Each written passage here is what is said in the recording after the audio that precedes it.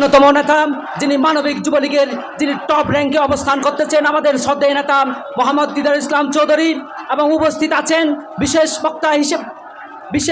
প্রধান বক্তা হিসেবে উপস্থিত আছেন যারা নাম না জানা যারা বীরা রাষ্ট্রকে অকথনে রক্ত ঢেলে দিয়েছেন আমি তাদেরকে বিনম্র শ্রদ্ধার সাথে স্মরণ করি।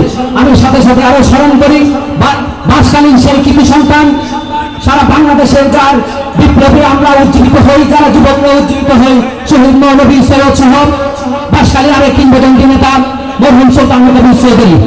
সম্মানিত উপস্থিতি, আমি বক্তৃতা দীর্ঘায়িত করব না, শুধু একটা কথা বলবো। বাসকালীতে দীর্ঘদিনের গুণে দ্বারা যিনি পড়া যুবলীগকে সুসংস্কারের গুণে দ্বারা যিনি পড়া যারা দীর্ঘদিন যুবলীগ করে যারা লাঞ্ছনা বঞ্চনার শিকার হয়েছিলেন সেই ত্যাগীদের এখন মূল্যায়ন করার সময় এসেছে।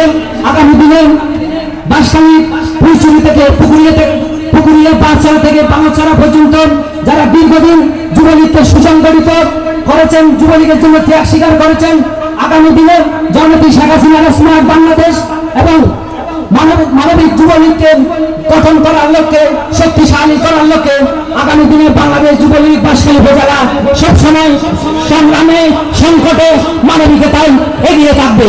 আগামী দিনে আমরা বাঁশখালী যুবলীগ সকল ভেদাভেদ ভুলে যে কোনো আন্দোলন সংগ্রামে আমরা কেন্দ্র ঘোষিত সকল কর্মসূচিতে আজকের মতো স্বতঃস্ফূর্তভাবে আমরা অংশগ্রহণ করব।